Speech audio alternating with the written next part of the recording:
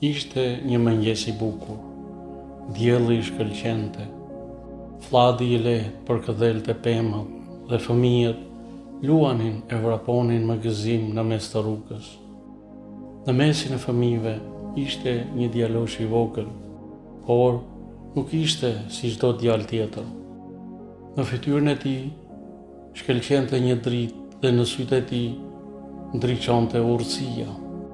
Ai ishte Muhamedi i biri Aliut Al-Jawad, paqja qoftë mbi ta. Ndërkohë që fëmijët luanin e vraponin andej këndej, pranë tyre kaloi kortezhi i udhëheqësit Abbasit, Abdullah Al-Ma'mun, i biri i Harun Rashidit, i shoqëruar nga një grup ushtarësh dhe rojesh.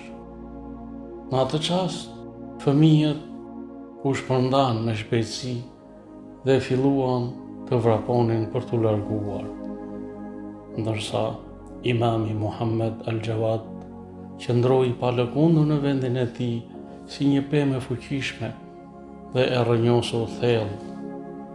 Ma'muni u habit dhe e pyeti: "Përse nuk vrapove si fëmijët e tjerë?"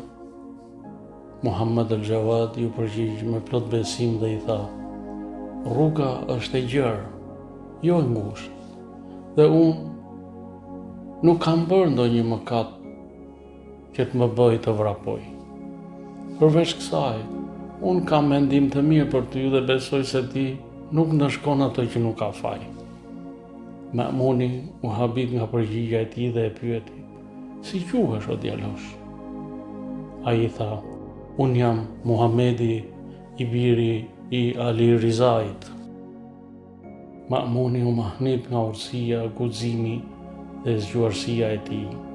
Pastaj e përshëndeti dhe u largua, ndërsa Imam Muhammed Al-Jawad, paqja qoftë mbi të, qëndroi në vendin e tij duke soditur qiejt, si të dinte se e gjithë bota po e pret për të ndriçuar me dritën e tij atë botë.